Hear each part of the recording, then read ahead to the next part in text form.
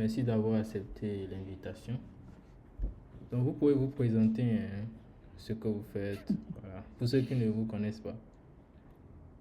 Alors moi c'est Vincent Orogora, je suis concepteur produit, actuellement lead designer, lead product chez AXA Zara, qui est une entreprise tech béninoise qui développe des solutions pour le marché africain. Et j'ai également cofondé avec un confrère Samuel Lago For UX Academy qui a pour vocation d'éduquer en fait les juniors mais également les seniors sur des thématiques bien précises et au métier du designer en général. Donc, ça, c'est brièvement moi et ce que je fais. Ok, merci beaucoup pour la présentation. Donc, l'exercice qu'on a à faire ce soir, c'est que voilà, on a un challenge qui est en cours. Il y a pas mal de personnes qui ont rejoint. On a des profils des gens qui sont vraiment au début, en fait, qui ont vraiment un peu du mal à euh, reproduire intégralement le design qui a été souvent proposé.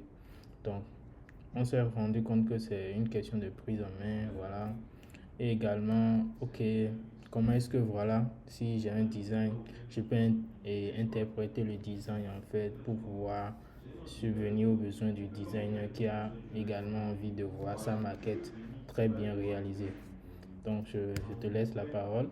Pour les questions, vous pouvez mettre les questions au fur et à mesure dans le chat ou garder la question à la fin. Nous allons prendre les questions à la fin. Donc, Vincent, tu as la parole.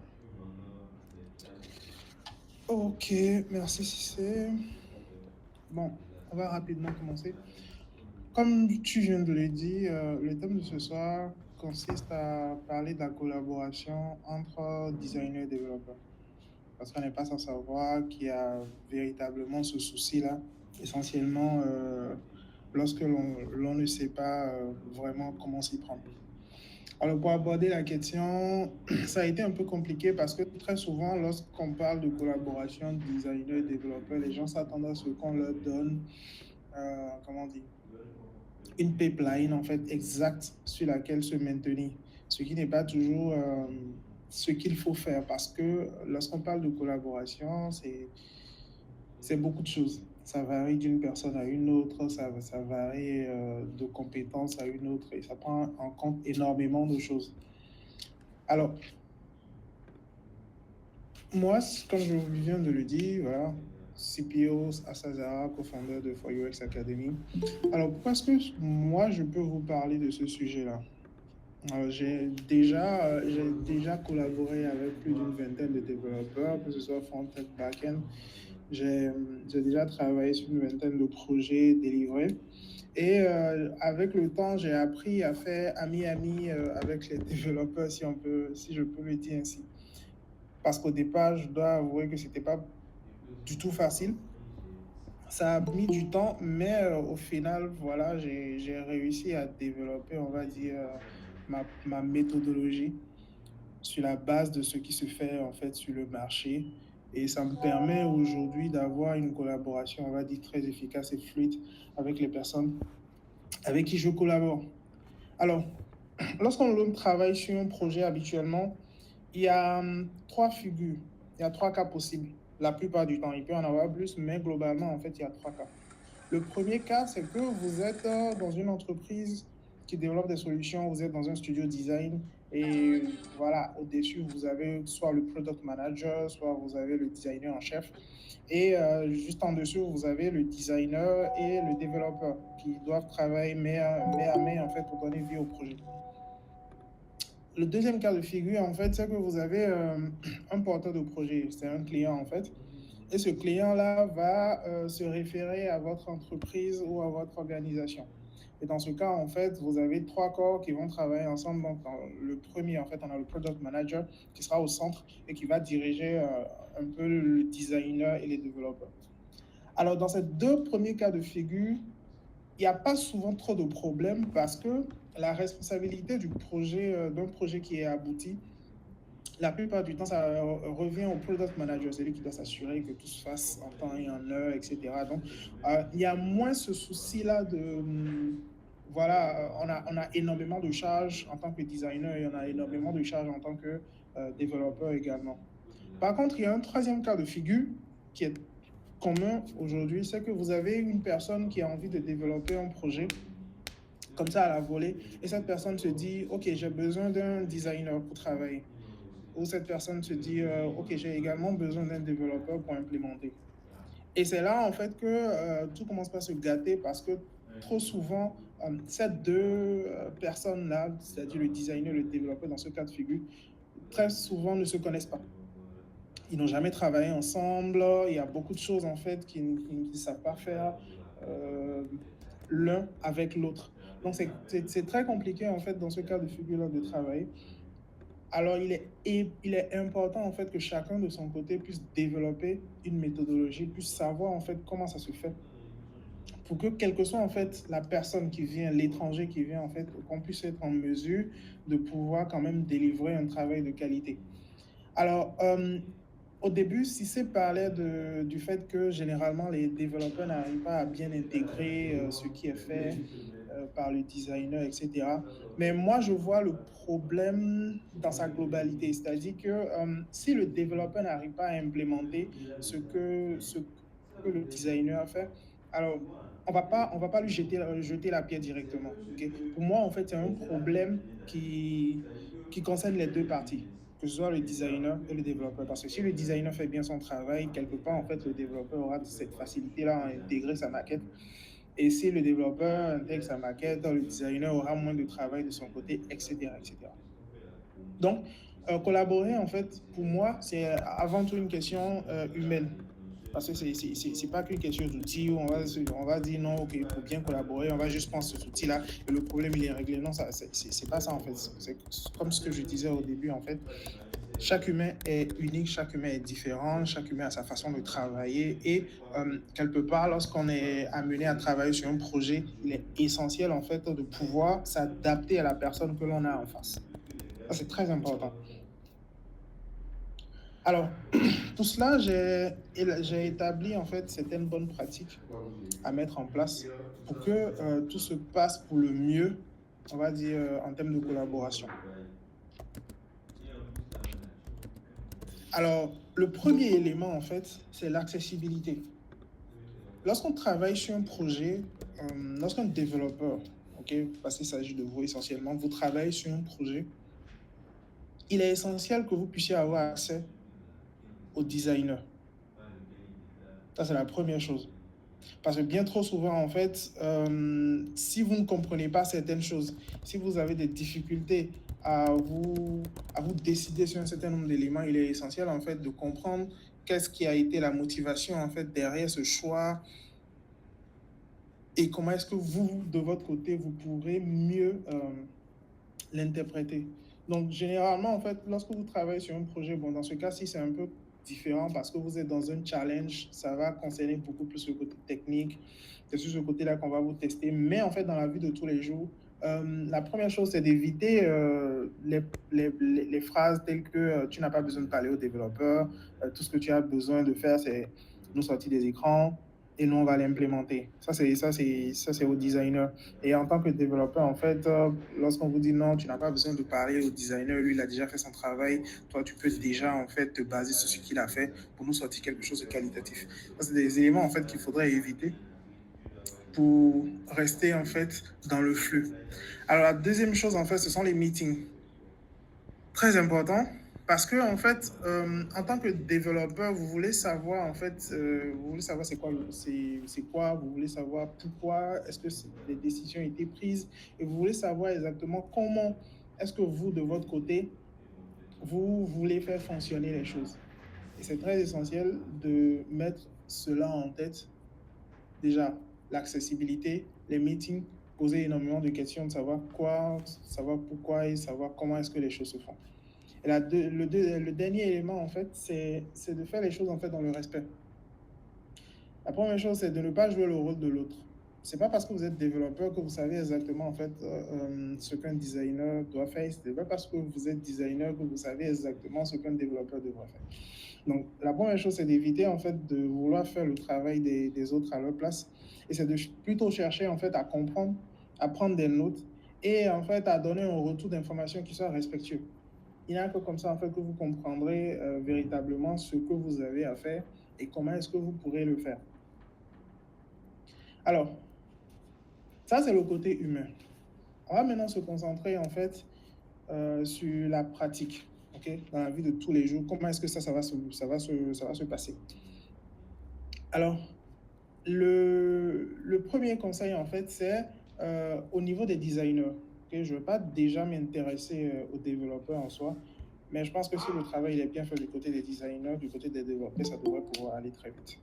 Donc la première chose, c'est de savoir organiser vos interfaces en fait et les documenter.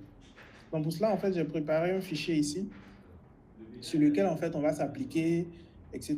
Ça va nous permettre en fait ensemble de développer quelques bonnes pratiques tous ensemble. Donc, on va prendre un cas de figure. Je suis un développeur, j'arrive sur cette interface. Bon, là, on a un site internet, c'est pas très compliqué à comprendre. Okay? Vous avez la homepage qui est là, vous avez la section pricing, vous avez le about, la page de connexion. En fait, classique. Que des interfaces classiques.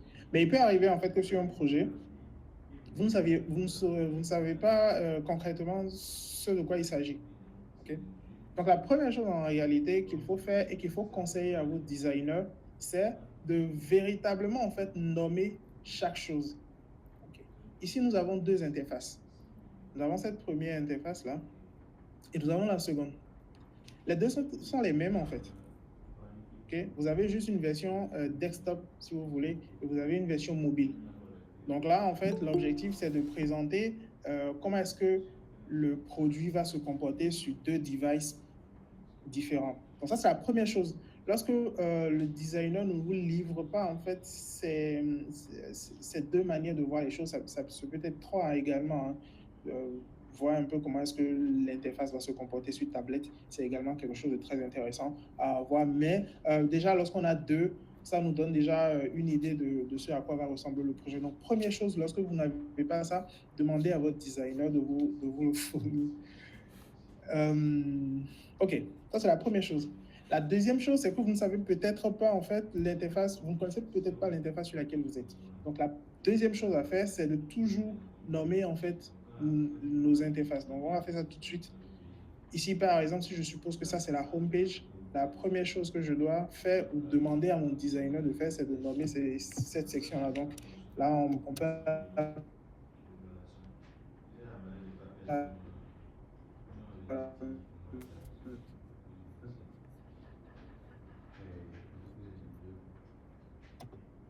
la home page, le mettre déjà dans une box. Ça nous donne voilà, ça nous donne déjà une idée de ce que nous avons là. C'est bête, c'est simple, mais c'est très efficace en fait en termes de collaboration parce que là en fait, lorsqu'on arrive, on se fait pas véritablement. Donc on peut faire pareil en fait pour tout ce qui vient après. Donc on a là on a le pricing par exemple. Ainsi de suite. Donc juste à la fin.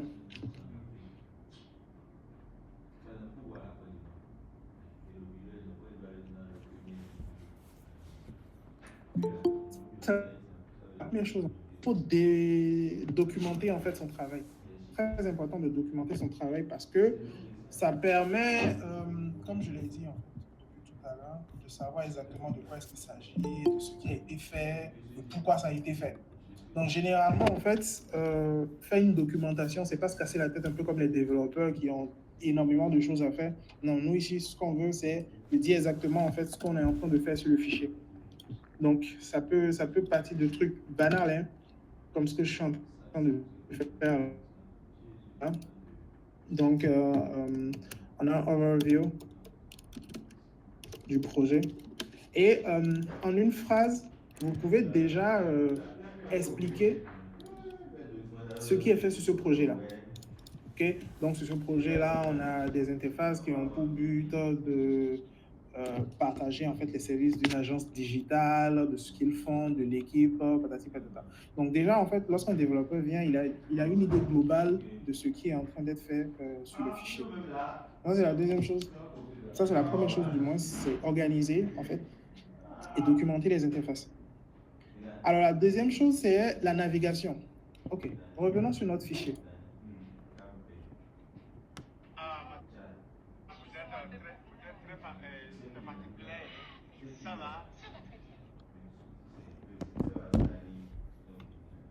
Lorsque je prends que ce bouton-là me mène, parce que ça, je peux peut-être pas faire mon travail. Donc, la deuxième chose, c'est de permettre aux développeurs ou c'est de demander aux designers avec lesquels vous travaillez de vous montrer un peu, à peu près, en fait, c'est quoi le flow. Et la méthode la plus facile de faire un flow, c'est d'utiliser des plugins, notamment Autoflow, que je vous montre pour ceux qui ne connaissent pas. Donc, Autoflow, en fait, vous permet de lier des éléments entre eux.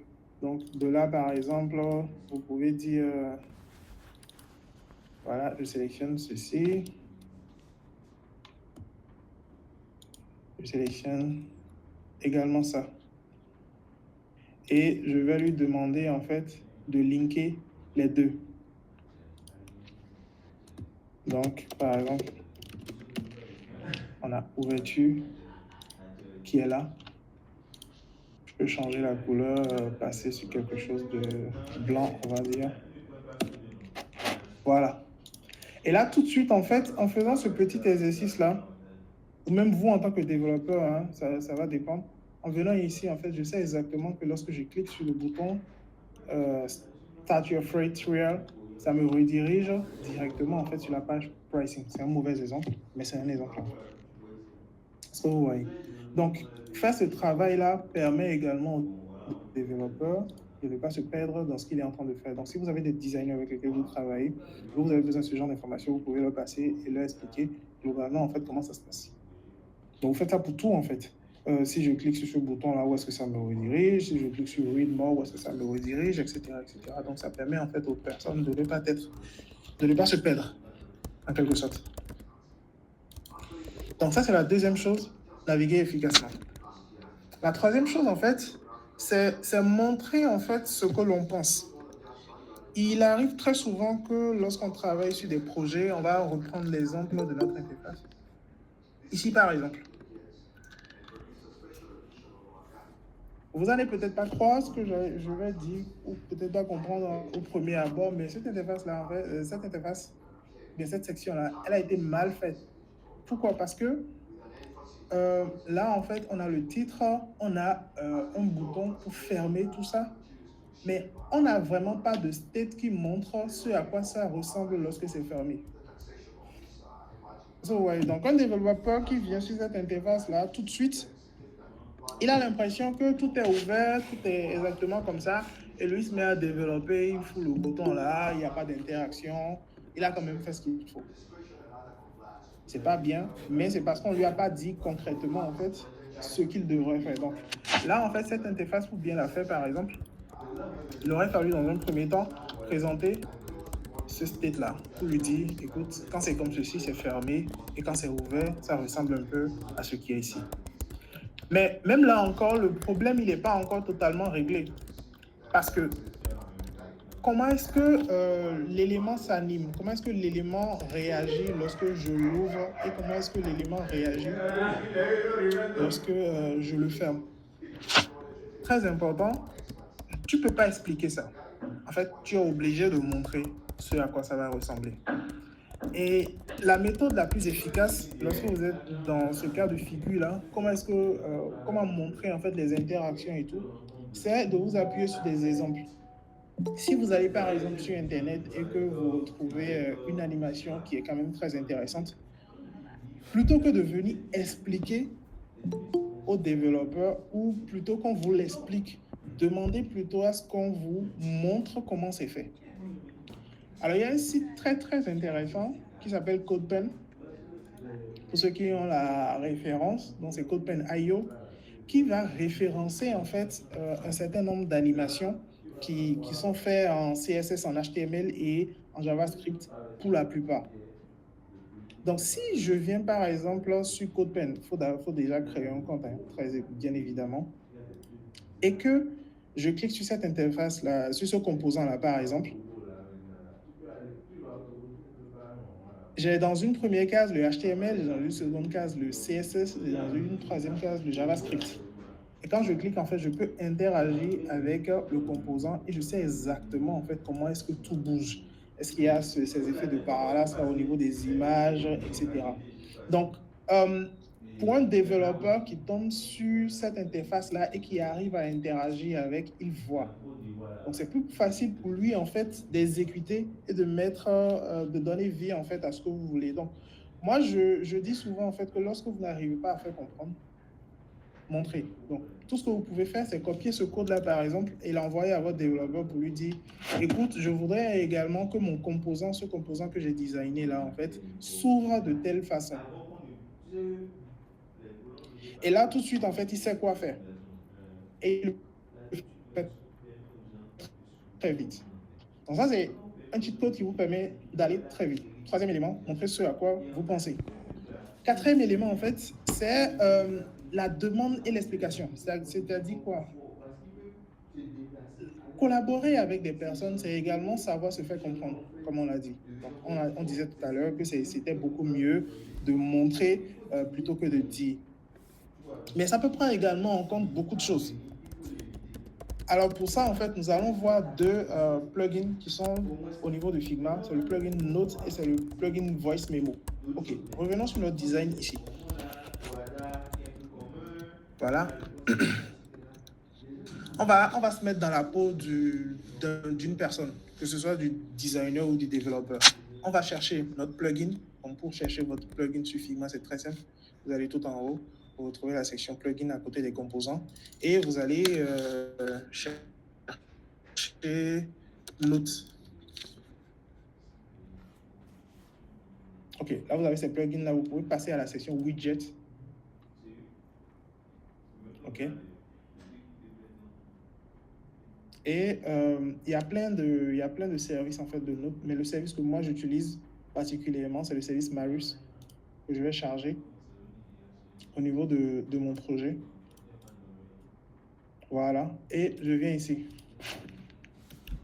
En gros, que ce soit vous en tant que développeur ou vous en tant que designer ici, lorsque moi en tant que développeur par exemple, je ne comprends pas c'est quoi ce composant là, je ne comprends pas en fait comment est-ce que ces ombres là ont été réalisées et tout, et que j'ai envie de poser une question, je peux laisser un commentaire, mais c'est beaucoup mieux en fait de laisser des notes. Donc, je peux venir ici, par exemple, au niveau des options et cliquer sur question. Comme ça change de couleur. Et quand mon designer, en fait, il est habitué à ce genre d'outil, lorsqu'il vient, il voit une note de couleur verte, il sait que c'est une question qui lui est posée et il peut répondre. Donc là, vous pouvez mettre tout ce que vous voulez, en fait, il verra. La deuxième chose, c'est que lorsque vous écrivez du test et que vous sentez que vous ne vous faites pas comprendre, référez-vous toujours, en fait, à des plugins. Okay, je m'adresse aux développeurs. Référez-vous toujours à des plugins. Donc, le second plugin que nous allons voir, en fait, c'est le plugin Voice Memo. Ok, il est déjà là. On va le lancer.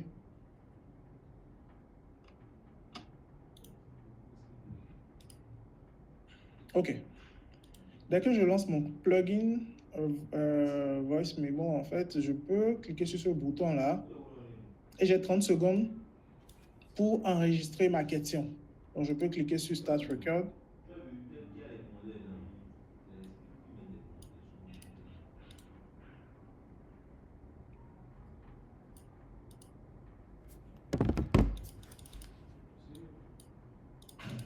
Il ne répond pas.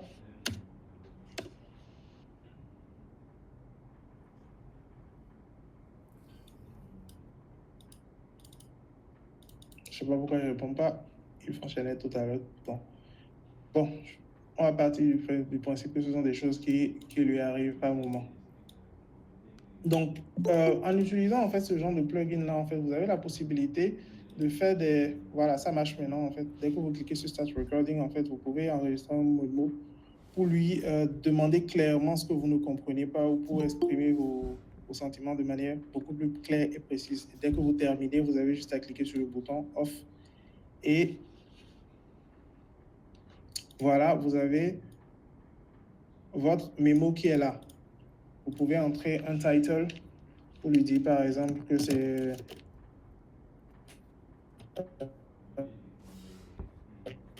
question de typo, par exemple. Et dès qu'il vient, en fait, même avant d'écouter votre mail, il le met partout. Hein.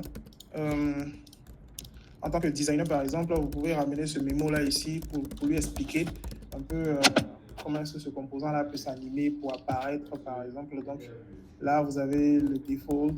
Là, vous avez en fait la spécification. Vous avez plein de couleurs en fait qui vous permet de manière beaucoup plus organisée d'exprimer vos besoins et ce que vous désirez en fait avoir comme résultat. Donc ça, ce sont les deux plugins très essentiels en fait qui sont la plupart du temps utilisés pour naviguer en fait à travers l'interface. Donc, si l'on continue en fait, le cinquième élément en fait, c'est d'avoir un dossier partagé. À chaque fois que vous commencez par travailler sur un projet avec un designer, demandez en fait à avoir un dossier partagé sur le cloud. Et je vous explique pourquoi. Tout simplement parce que vous n'avez pas envie d'écrire à des personnes juste pour leur demander des éléments qui, à leur sens, n'ont pas vraiment d'utilité. Par contre, lorsque vous collaborez avec un designer et que vous demandez de créer un dossier au nom du projet, des sous-dossiers, donc je les ai listés là, vous avez les assets, vous avez les images, vous avez les vidéos, vous avez les fonts, et que en fait ces éléments-là se retrouvent directement dans le drive, ça vous facilite la tâche quelque part. Parce que si vous voulez travailler, vous avez juste à en fait aller sur le dossier drive pour récupérer en fait ce que vous voulez pour gagner du temps. Et tout le monde en fait est content. Donc très important en fait d'avoir un dossier en fait partagé entre tous les membres du projet. Ensuite, la sixième chose, c'est qu'il faut penser SEO. Très important également parce que le problème qui se pose trop souvent, c'est qu'un développeur, quand il vient sur ce site-là, par exemple, on revient toujours sur notre exemple, il prend quel composant on va prendre là maintenant? Voilà, ce composant-ci. Je vais le ramener ici. Il prend cet élément-là, il s'en bat les couilles en fait. Il télécharge juste son truc, il le planque là. Ok? Alors que ce n'est pas ce qui devait être fait. Vous n'êtes pas sans savoir en fait que sur Internet ou quel que soit l'outil que vous utilisez, en fait, utilisez des composants qui sont vraiment optimisés, ça vous permet en fait de gagner du temps. Donc vous, en tant que designer, okay, dans un premier temps, ce que vous pouvez faire, c'est déjà commencer par trier tous les éléments en fait à exporter. Donc vous avez ces éléments-là, vous avez ces logos-là également que vous pouvez exporter. Donc tous ces éléments-là, en fait, vous pouvez déjà commencer par les trier. On va prendre celui-ci également, par exemple. On le ramène ici. Et ces éléments-là, en fait, vous vous chargez, vous, en tant que designer, de les exporter au format convenu, idéalement en SVG ou en PNG. Lorsque vous exportez en PNG, et là, je m'adresse également aux développeurs, assurez-vous, en fait, de toujours cocher la case x2. Ici, parce que vous exportez des PNG. Je vous explique pourquoi. En réalité, vous avez deux types d'écrans sur le marché aujourd'hui. Vous avez des écrans en fait qui viennent de constructeurs Windows et vous avez des écrans en fait qui viennent de Mac. Donc très souvent en fait, les développeurs lorsqu'ils travaillent sur des projets, ils vont juste cliquer sur l'image, ils vont juste télécharger en une fois et lorsque l'image se retrouve sur Internet, elle est un peu floutée et là on ne comprend pas en fait ce qui se passe. Ça devient la cata entre les deux éléments, l'un se met à accuser l'autre, etc. Alors que si vous deux, en fait, vous savez comment ça fonctionne, en fait, vous avez beaucoup plus de facilité à aller de l'avant. Donc, lorsque vous exportez en PNG ou en JPEG, en fait, c'est à vous de voir, en fait, cochez toujours la case x2 parce que ça permet d'avoir des images beaucoup plus claires sur des supports pour Mac. Lorsque vous avez des éléments comme celle-ci, comme ce logo-là, par exemple, qui ne sont pas des images à proprement parler, vous pouvez, en fait, tout simplement les exporter en SVG. C'est ce format-là, en fait. Donc, vous aurez quelque chose de beaucoup plus léger à utiliser lorsque vous travaillez. Donc, ça, en fait, ce sont des petits cheat codes qui, lorsque connus, en fait, des deux parties, permet, en fait, d'aller vite et d'éviter, en fait, des malentendus, comme on va le dire. Alors, je vais l'expliquer brièvement, en fait, pour ne pas perdre trop de temps. Comment est-ce que sur un fichier. On a parlé du fait de créer en fait un dossier partagé, on a parlé du fait de laisser des commentaires, on a parlé du fait de laisser des mémos, on a parlé du fait de documenter un peu notre travail, ce qu'on est en train de faire. On a parlé également du fait de montrer ce que l'on veut. Okay? Surtout en termes d'animation. Lorsque vous avez des exemples sous la main, ne partez pas forcément du fait, en fait, ne vous dites pas tout de suite, oui, lui c'est un designer, il est censé pouvoir faire un prototype et tout. Non, on n'a pas forcément toujours le temps, on n'a même pas en fait parfois l'envie de le faire. Mais en fait, lorsque vous êtes devant ce cas de figure-là, très souvent, en fait, plutôt que de demander à la personne de vous faire un prototypage complet et tout, demandez-lui plutôt de vous montrer ce de quoi il s'agit. Et là, ça permet en fait d'aller un peu plus vite. Alors, une fois que tout ça est dit, en fait, on va se concentrer sur vous en tant que développeur. Parce que je sais qu'il y a des personnes, en fait, ici, qui reçoivent des interfaces comme ceci sur des outils de conception, on va dire Figma, par exemple. Et on ne sait pas par où commencer. Okay. Alors, pour cela, en fait, Figma a développé un outil pour vous, en tant que développeur, qui est un outil assez puissant et assez complet aujourd'hui, qui est le Dev Mode. On va voir un peu comment utiliser le Dev Mode. Alors, premier cas de figure, pour le Dev Mode, vous travaillez avec un designer qui a plein d'écrans, en fait, comme ça, à sortir. Et peut-être qu'il n'a pas tout terminé. Peut-être qu'il a des G, peut-être qu'il a des trucs à revoir un peu partout, voilà. Il n'a pas terminé.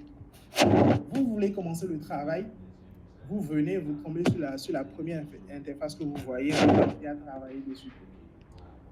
Une ou deux journées après, vous vous rendez compte que des éléments ont changé. Parfois, vous ne savez même pas ce qui a changé, vous voyez, mais vous avez la sensation que ça a changé.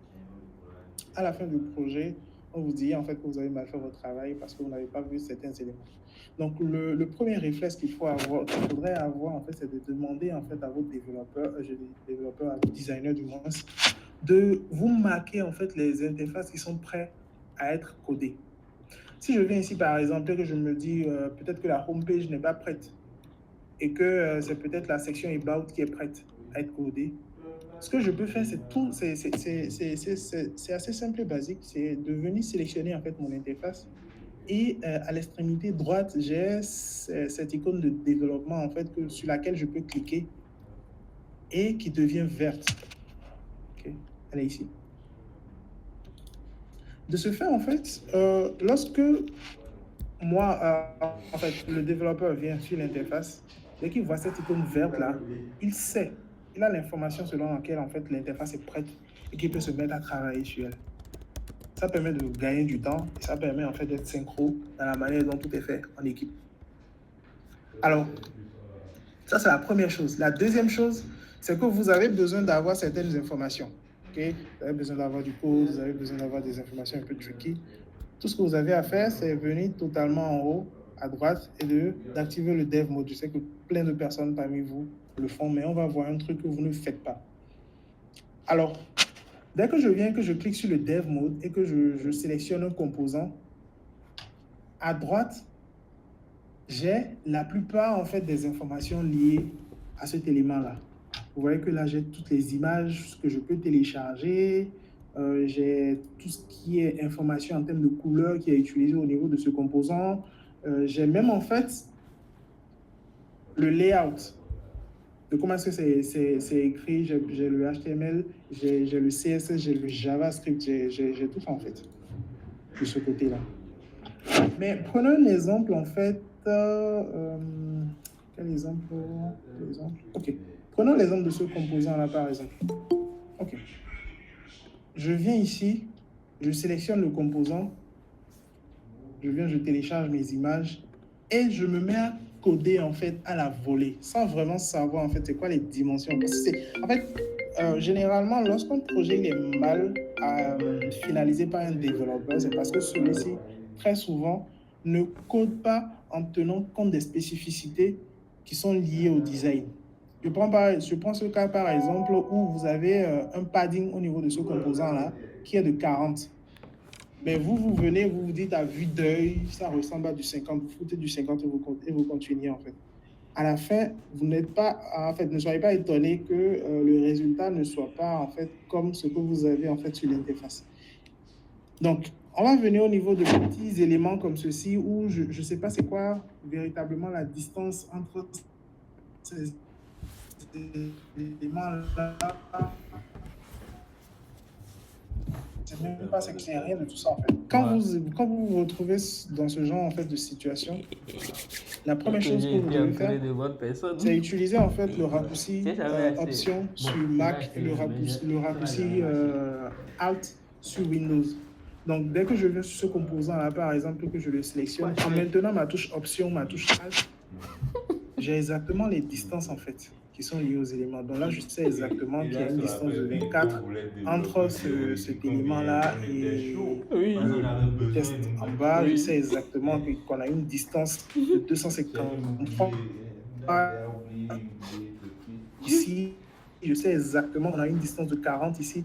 En fait, j'ai toutes les informations dont j'ai besoin. Je sais exactement en sélectionnant ceci, en maintenant ma touche Alt, que j'ai une distance de 15,89. Bon, c'est une mauvaise distance. On va mettre ça sur du 16, etc. Je sais tout. Là, par exemple, je sais que c'est du 80. Donc, en ayant ce genre d'informations-là, vous faites du travail, on va dire, beaucoup plus clean, en réalité. Donc, je viens ici, par exemple, là, je vois que on a un margin qui est de 40, ça c'est bon en dev mode, on peut voir ça. Mais je ne sais pas vraiment c'est quoi la distance entre cet élément et cet élément-là. Je suis obligé de faire un calcul, alors que maintenant, dans la touche Alt, je sais que c'est une distance de 64. Est-ce que vous voyez? Ça, c'est la deuxième chose. Et enfin, la toute dernière chose dont vous avez besoin lorsque vous travaillez, c'est Google Meet là. D'avoir en fait une maîtrise visuelle de ce sur quoi vous travaillez. Il y a un truc que les gens ne vont pas vous dire très souvent, mais que moi je vais vous dire, c'est que faire de la conception d'interface, ça nécessite des compétences. Ça va finir maintenant dans 9 minutes. C'est égal. Voilà, je réponds la main. Plus de 1h30. Ça veut rien dire. 9 minutes. J'espère qu'il n'y aura pas quand même du sens visuellement. On va prendre un exemple pour illustrer ce que je suis en train de dire. Oui, c'est clair. Si. Ok, je reviens ici. Okay. J'ai un cercle là que je vais mettre en blanc. Je vais faire un rectangle, un triangle ici. Pardon. Que je vais mettre en noir et que je vais superposer. Je vais le retourner comme ceci. Ok. D'accord. On a un bouton play, n'est-ce pas? On a un bouton play qui est là. Quand je sélectionne les deux et que je les aligne en fait au centre, la distance que j'ai de... je vais prendre ce truc.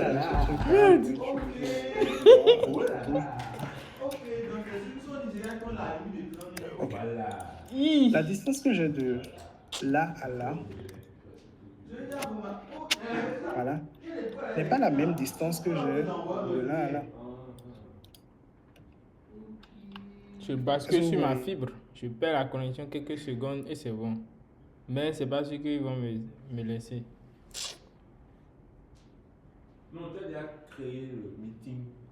Oui, en mettant sur ça. Voilà, c'est fini. C'est mort. Ah, you lost connection. Oh là là, oh là là, oh là là. Franchement. Non. Tu as vite dormi le jour là même.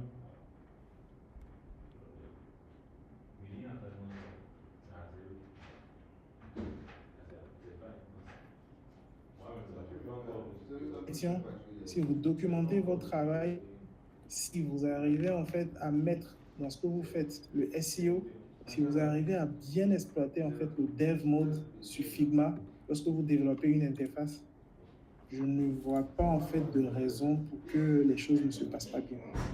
Parce que là, vous avez le rendu desktop, vous avez le rendu en mobile, vous avez les distances, vous avez tous les éléments.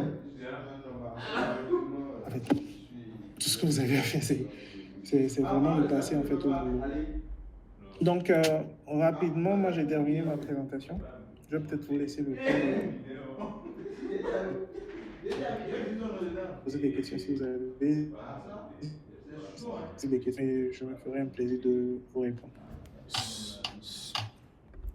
Merci beaucoup à Vincent pour ces différentes explications. J'espère que vous avez bien suivi. Si vous avez des questions, rapidement, on a encore 6 minutes parce que j'ai créé le lien pour l'appel en étant sur un VPN là, donc on m'a restreint. Donc on a encore 6 minutes. Oui, Hugo, vous pouvez allumer votre micro et poser la question.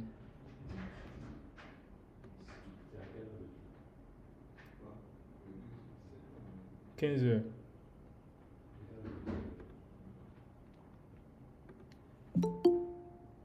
Oui, monsieur Hugo, vous pouvez allumer votre micro et parler, s'il vous plaît.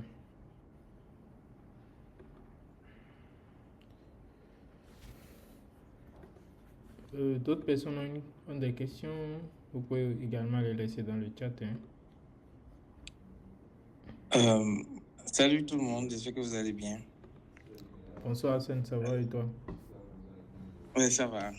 Bon, moi, je n'ai pas été là depuis le début, j'ai rattrapé le train en marche. Je remercie déjà Vincent pour sa présentation. Je crois qu'il a mentionné des points assez intéressants.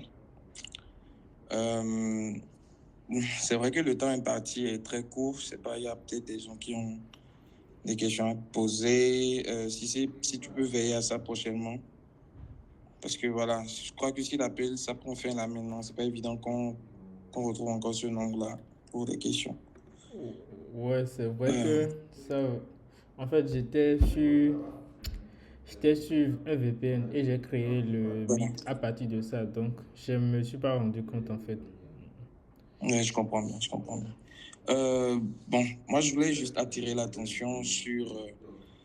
Vous savez, moi, je suis pas. Moi, mais j'essaie d'apprendre 2-3 trucs. J'essaie d'intégrer des trucs sur Figma et tout. Et je voulais juste attirer l'attention sur le dev mode dont Vincent a parlé. Je crois qu'il a énuméré des points assez intéressants. Mais après, la partie où c'est écrit du code dans le dev mode, moi, je voudrais juste demander aux gens de faire attention. Parce qu'il y en a qui vont juste là, qui vont juste copier ce que Figma a proposé comme code.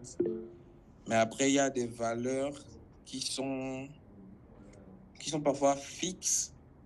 Je veux dire, je sais pas, le design, je crois que j'en ai parlé la dernière fois. Le designer, il va par exemple designer sa maquette sur du 1440.